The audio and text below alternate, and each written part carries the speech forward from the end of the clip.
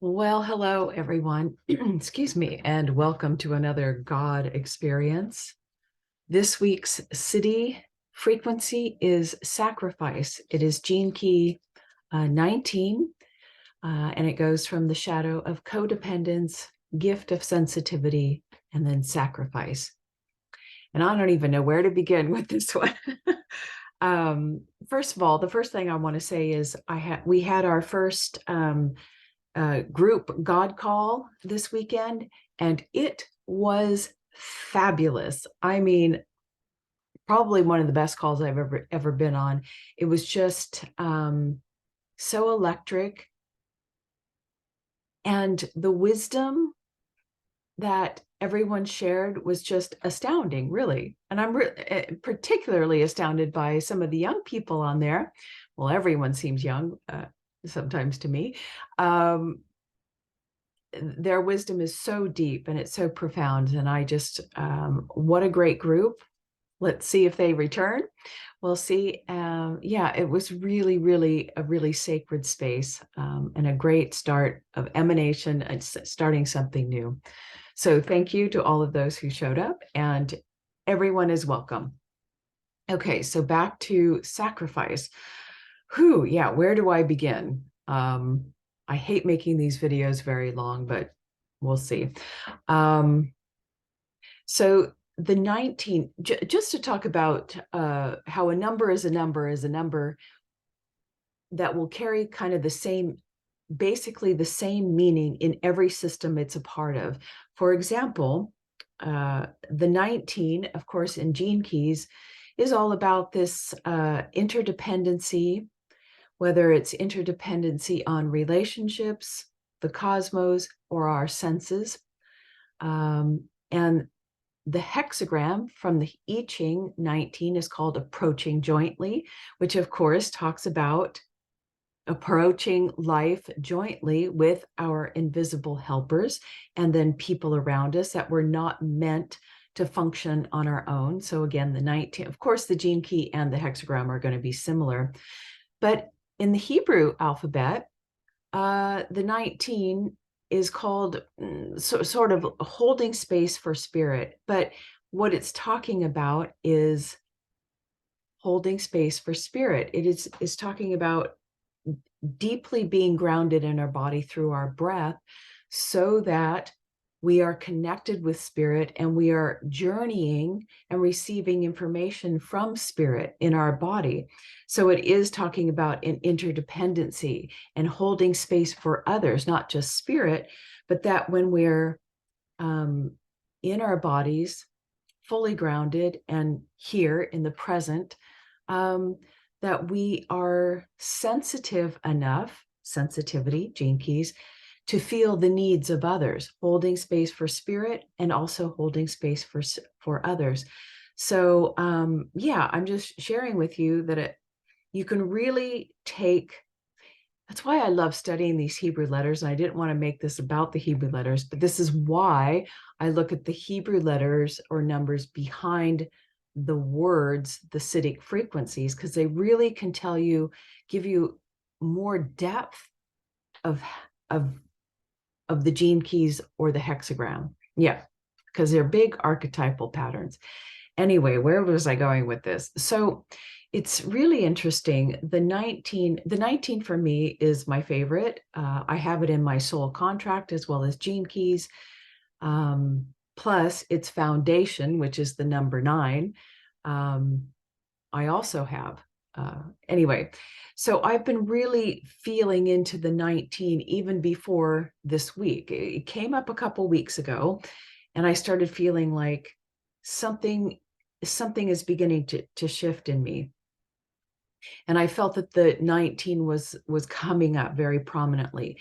And then Richard released his video on the radiance, saying that that's a magical key for each person. Whatever you have in your radiance is your magic in the world. And that's and the 19 is my radiance. And I thought, oh, okay, something's going on. And what I also noticed was that my spiritual practice, I kind of have let go this entire summer. Maybe it's almost been close to a year where I haven't really had a formal practice like I used to. And I was really feeling the inner impulse, the need to get back to it, because I could feel something coming, and I could feel something like I always know when an initiation, a new initiation is approaching, because the thought of meditation, I started feeling fear and anxiety, like fear. And that's not normal for me. Like I'm happy to do meditation, but this last week or so, even just the thought of sitting down to meditate, I started feeling fear, like I was going to die kind of fear. Very strange. No, it's not strange. It's not strange at all. This is part of the Kundalini process. When a new initiation is happening, or in anybody's process, fear comes up. The mailman making a lot of noise. Okay. Anyway, so I was feeling something coming, and I was like, oh shit. So I'm going to lose more of myself. But no, it's great. Yeah. And I had not read the 19th Gene Key for a long time. And the only thing I could remember about it was it had to do with animals and sacrifice. And I thought, yeah, I mean, my whole thing in life, well, deeply since Kundalini, I guess the last 17 years, I have this deep inner calling of sacrificing everything false about myself in order to merge with the cosmos, to be the clearest, cleanest vessel for spirit and God consciousness that's possible. Now, where am I going? So I'm losing my train of thought. Yeah, so maybe I'll stop there. It'll come back. So I know that compelling energy of sacrifice.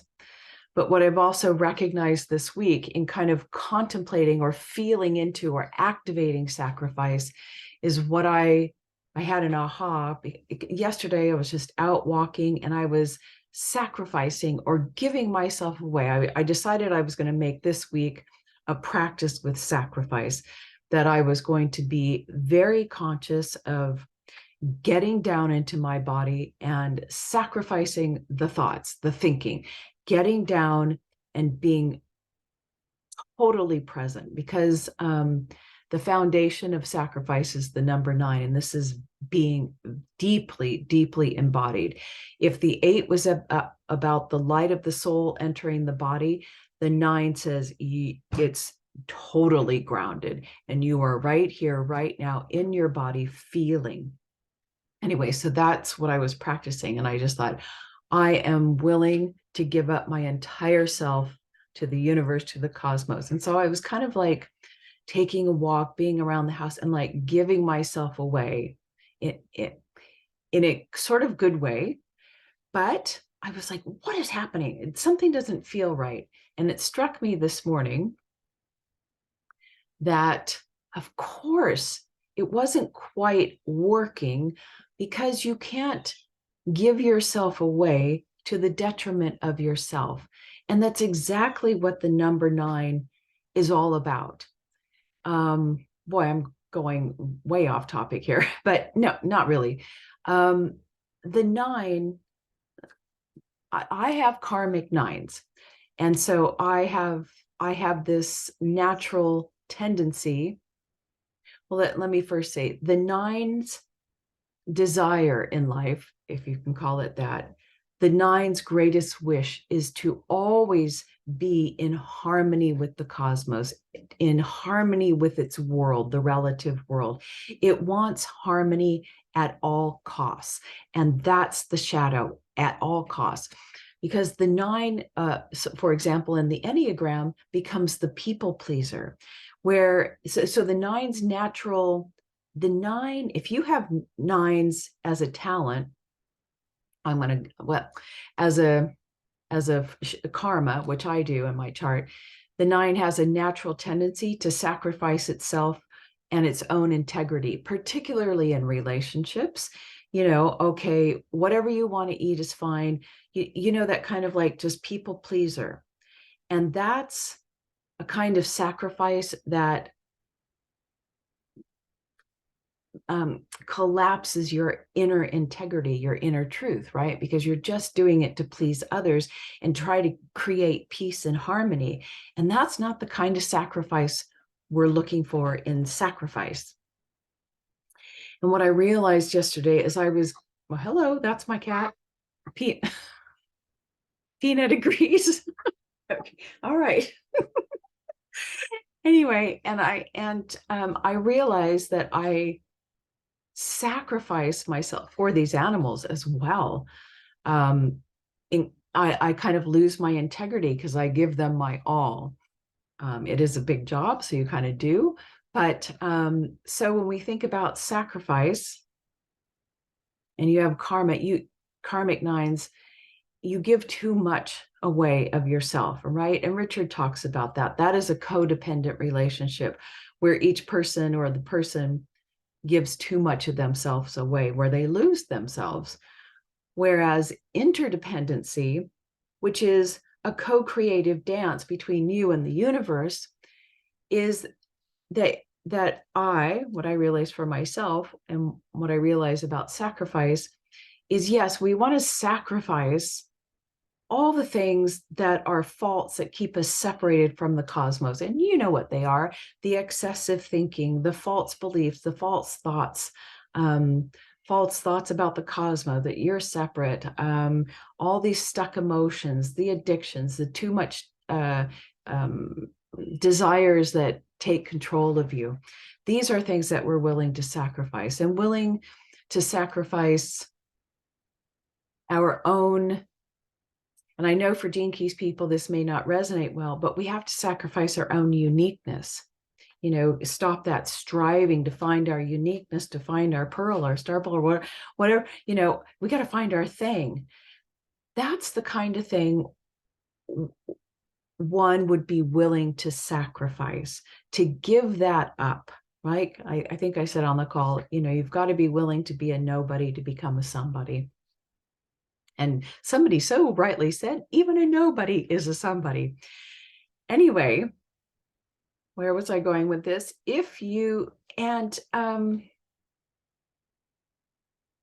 So the foundation, I will show you. No, I won't even show you the numbers of sacrifice, because I don't have them ready to go. Isn't that hilarious? All I can remember is the foundation is a 9. And I think that's, let me see if I can look it up very quickly. Apologies, long video, sorry. Let's see, let's open this up. Do I have sacrifice ready? Is it anywhere? Guess not. Darn it, let me see. There we go. Let me just look at this here. Oh yeah, I'll show you in just a second. So what else did I want to say about, so part of this personal share about sacrifice. So yeah, I was feeling the fear and I thought, oh no, something's coming. I can feel it, because I know I need to get back into meditation. Something needs to transform. And I did do some meditations, and there was some return of some burning, which is good. And I feel, and when 19 came around this week, I really feel this deep, I felt like, okay, yeah, once again, it's time to sacrifice more of myself. And that is, I'm sacrificing this thinking about stuff, whatever, and being really here now and feeling the environment.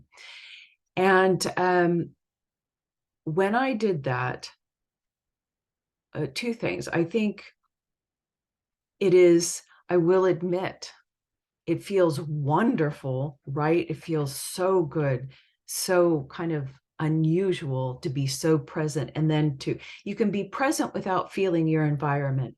But the 19, this sacrifice, is about merging with your environment, utilizing all your senses to feel into the environment, to feel into others. And as I did that yesterday on my walk, whew, I mean, I am kind of used to this happening, and I can't stay in it very long because it's so fucking overwhelming, fucking in a good way, is that when I feel into my environment, like my heart, like it's so much, it's like ecstasy that I want to collapse, but at the same time, I start feeling everything. And yesterday I was starting to get pulled into like a tree. And I do have the gift of empathy, and I have experienced it many times where I start feeling the life of the tree, feeling that it came from a garden center, the Monrovia Garden Center, things like that. And it's overwhelming. It's overwhelming for the senses and the heart. And that's what I want to say about, you can be present, but the 19 is about feeling into your environment and acting or activating your feeling senses, right? But it is difficult. I will say it's difficult to maintain that because we constantly want to draw our attention back up into the mind. And when I was playing with that today, sorry, this is such a long video. I'm so sorry. Feeling into the present, while it felt good, of course, it feels wonderful. And what goes away immediately is time. You stop, everything stops. But in the background, it's so uncomfortable for us right now. And I will admit, okay, this while it's our natural state, it is not natural for humans on the planet right now. And because we're all, of course, this, we're all attached via the morphogenic field. And because the vast majority of us are still functioning so deeply from the mind, that's where we spend 95, maybe 100% of our time is in the mind. I think that it's very difficult to stay fully present and in feeling consciousness because magnetically we're still being pulled up here, because the vast majority of people, and just think about it, people thinking, maybe they're thinking about you and suddenly you're pulled up, and just all the thinking going on, as well as your own thoughts that are residing up there, that the moment you get down here, you're not paying attention to them, and they're like going, wah, wah, wah. And that's what I was experiencing. It was so weird. It was like a kind of a scary haunted house movie where I was feeling so good. Time was stopped, but at the same time, off in the distance, like hidden in the walls or a dungeon, I could hear, I know it's going to sound crazy, it felt like silent screams of thoughts that I wasn't paying attention to, and they were scared. They were like, what are you doing? You're not being, something like, you're wasting time. What are you doing? Just sitting there feeling, doing nothing. You're not being whatever, time is slipping away. All these thoughts. So I recognize how uncomfortable it truly is to be present and feel your environment, but it's truly something that we must practice. This is our evolution. This is what this time requires. Is this, and going back to the 9, which is the foundation of sacrifice, the 9 is a deeply kinesthetic number because it's fully grounded. And, when people have this in karma or they're in people pleaser mode, it's a very powerful number either way. But when you're sacrificing too much of yourself and your integrity, yeah, people feel your field, but they also unconsciously recognize, oh, we can take advantage of her, or I don't really respect her as much. They don't know why. They feel the power in you, but they can't quite, maybe they doubt or they don't want to connect, which I have completely experienced because I give too much of myself away. Say there's I don't know. Yeah, I tend to give myself away, and then I feel heaviness in relationships, like, oh my God, I can't do this anymore. That's bad. But when you've maintained integrity, where was I going with this before? I was saying about integrity. Yeah, integrity means, you hold on to yourself and your values. And the 9, if you have karmic 9s, you almost don't even know what you yourself wants, but you kind of know what you don't want, but you're kind of afraid to do that because you want to keep the peace and the harmony, keep everyone happy. Yeah, you're afraid to stand up for yourself. That's the point. It's kind of a sexual thing, because there is a sexual element to the 19. It's such a creative number. And this is exactly what I was experiencing too. I will finish a point here soon. I'm all over the place. Richard talks about, is it in the 19? Yeah, I think so, or it's in the 5th initiation. I'm not sure. That this 19 is a co-creative dance, and creation can only happen. It's like you must be deeply, I can feel it now. And this is what's happening. And this is what happened to me. So, because I knew that there was a new initiation happening, synchronicities, and Kundalini is in process. You feel the tingle of what feels like sexual energy, but it's Shakti, and 9 is Shakti, is the Kundalini power, empowerment, okay? Where you are in full integrity, you're in your body, and suddenly you feel that creative energy vibrating, pulsing down there.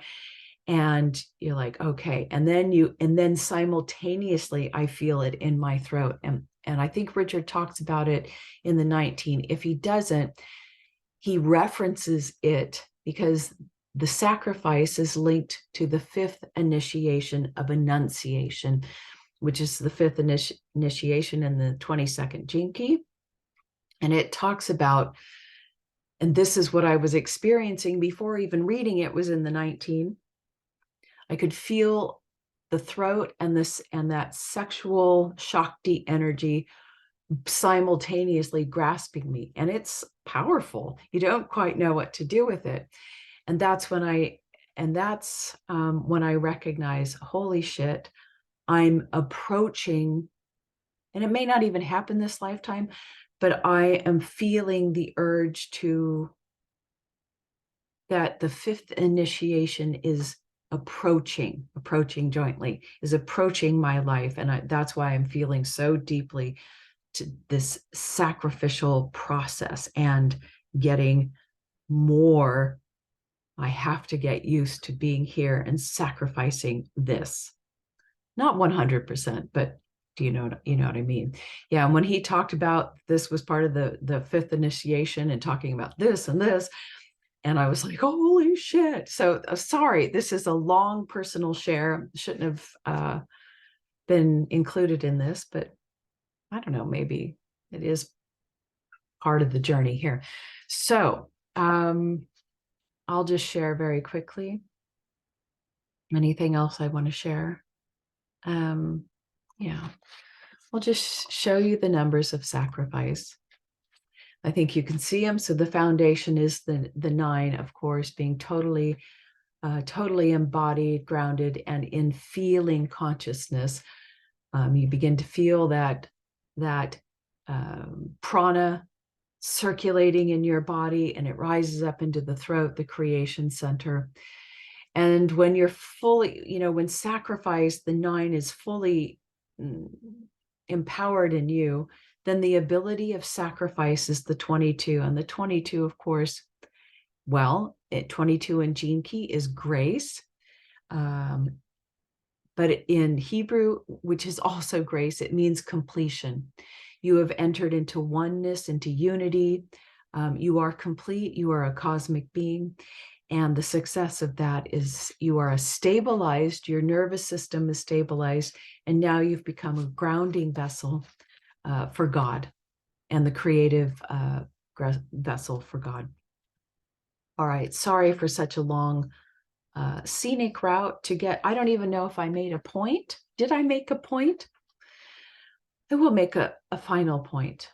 What we talked about on the call is that, I think our ultimate goal is emanation, right? To return back to the source. But emanation requires sacrifice. So what are you willing to sacrifice this week? I don't know. Good question. Okay, till next time.